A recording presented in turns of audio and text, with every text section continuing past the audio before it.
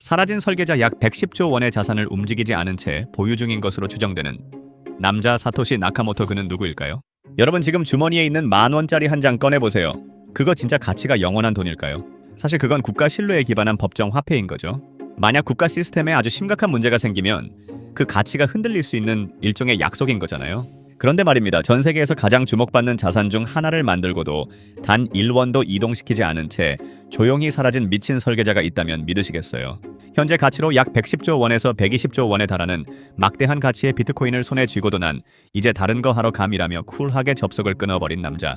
오늘은 21세기 최대의 미스터리 비트코인의 창시자 사토시 나카모토에 대해서 탈탈 털어볼게요. 전 세계 경제라는 거대 서버가 통째로 터지기 직전이었어요. 이름만 들어도 전 세계가 덜덜 떨리던 리먼 브라더스가 파산 신청을 하고 대형 은행들이 줄줄이 위기에 빠지던 대혼란의 시기였던 거죠. 그런데 여기서 정부가 내놓은 대책은 양적 완화 정책으로 금융 시스템을 안정시키려는 시도였거든요. 일종의 쇼미더머니를 쳐서 시장에 자금을 대량으로 공급한 거예요. 중앙은행이 자금을 투입해 위기에 빠진 금융기관들을 살려내려 한 거죠. 하지만 성실하게 일해서 저축하며 살던 일반 유저들 사이에서는 화폐 가치 변화에 대한 우려가 커지며 일종의 너프를 먹었다는 반응이 나오던 상황인 거고요. 은행이나 중앙기관을 거치지 않아도 스스로 운영되는 시스템은 없을까라는 근본적인 질문이 터져 나온 거죠. 바로 그 시점인 2008년 10월 암호학 커뮤니티에 비트코인이라는 제목의 백서가 올라온 거예요. 사토시는 단순히 복잡한 코드만 만든 게 아니었어요. 2009년 1월 그는 비트코인 네트워크의 심장인 첫 번째 블록, 즉 제네시스 블록을 직접 채굴하거든요. 그런데 사토시는 이 블록 안에 아주 의미심장한 기록을 박아 넣은 거죠. 바로 영국 신문 더 타임스의 헤드라인인 재무장관 은행들에 대한 두 번째 구제금융 직전이라는 문구였어요. 이건 단순히 오늘이 며칠인지 기록하려고 쓴 게 아니라 당시 금융 시스템의 한계를 지적하는 공식적인 기록이었던 거예요. 이제 더는 특정 기관이 주도하는 방식에만 의존하지 않겠다는 의지를 담은 상징적인 장면인 거죠. 사토시는 이 한 문장으로 비트코인이 왜 세상에 나왔는지 그 명분을 전 세계 블록체인 역사에 영원히 새겨버린 셈이에요. 이 기록은 지금도 누구나 확인할 수 있는 일종의 성지순례 레코스가 된 거고요. 비트코인이 그냥 개발자의 컴퓨터 속 이론으로만 남을 뻔한 상황에서 아주 중요한 실전 테스트가 일어나요. 2009년 1월 사토시는 전설적인 암호학자인 할피니에게 10비트코인을 처음으로 전송해주거든요. 이게 역사상 첫 번째로 기록된 실제 유저 간의 전송 사건인 거죠. 이때까지만 해도 사람들은 이게 정말 가치를 가질 거라고는 상상도 못했어요. 그냥 암호학을 좋아하는 사람들의 디지털 실험 단계라고만 생각했거든요. 하지만 데이터가 중앙기관 없이도 유저 사이를 안전하게 이동하며 작동할 수 있다는 가능성을 보여준 건 엄청난 변화였어요. 초기에는 참여자가 아주 적어서 규모가 매우 작은 시험 단계였지만 이들이 실제로 데이터를 주고받으면서 시스템이 기술적으로 굴러갈 수 있다는 사실을 만천해 보여준 거죠. 비트코인 역사에서 가장 유명한 사건 중 하나는 2010년 5월에 일어난 비트코인 피자데이인 거죠. 라스즐로라는 한 개발자가 피자 2판을 시키면서 그 대가로 1만 비트코인을 지불했거든요. 지금 가치로 계산하면 정말 상상도 못할 금액의 피자를 먹은 셈인 거죠. 당시에는 이게 진짜 가치가 있는 건지 확인해보려는 일종의 도전이었을 뿐이었어요.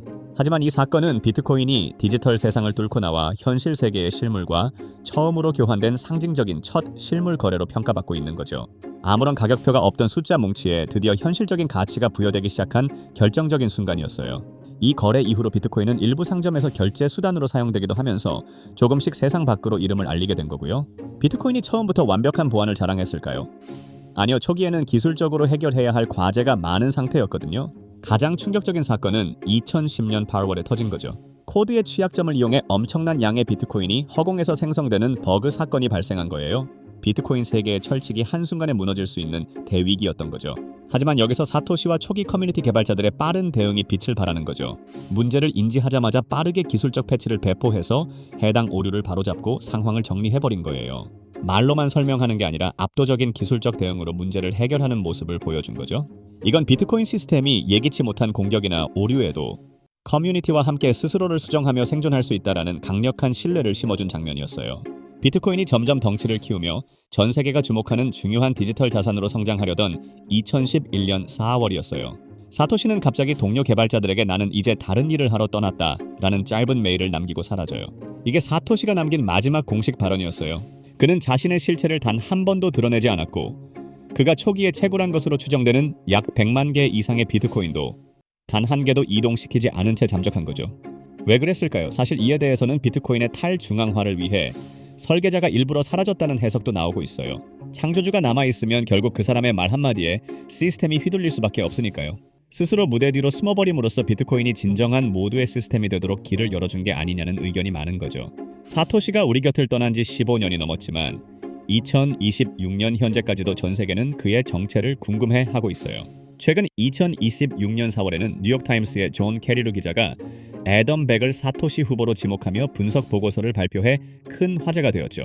기자는 애덤 백과 사토시의 문장 습관이 일치하는 수십 곳의 증거를 제시하며 그 확률이 99.5%에서 100% 사이라는 매우 높은 확신을 보이기도 했어요. 또한 2026년 개봉한 다큐멘터리 사토시를 찾아서 에서는 할피니와 렌 사사만이 공동 창시자라는 듀오설을 가설로 제시하며 흥미로운 분석을 내놓기도 했고요. 물론 이 모든 것들은 여전히 가설일 뿐 확정된 사실은 아니에요. 하지만 이런 신비로운 미스터리가 비트코인이라는 자산에 독특한 서사를 더해주고 있는 건 분명한 사실인 거죠.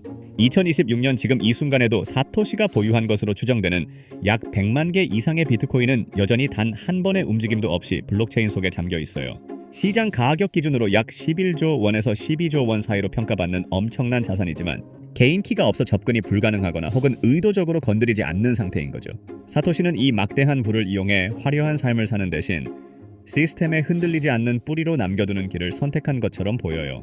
자신의 이익보다 본인이 만든 네트워크의 신뢰를 더 중요하게 생각한 걸까요? 이러한 모습 때문에 일부에서는 비트코인을 매우 높은 신뢰를 가진 시스템으로 평가하기도 하는 거죠. 주인 없는 거대한 금고가 네트워크 중앙에 버티고 있는 것 자체가 비트코인만의 독특한 헤리티지가 된 거예요. 2026년 비트코인은 수억 건에서 수십억 건 이상의 거래를 처리하며 중요한 디지털 자산 및 네트워크로 성장했거든요. 사토시는 우리에게 이런 메시지를 던지고 싶었던 게 아닐까요?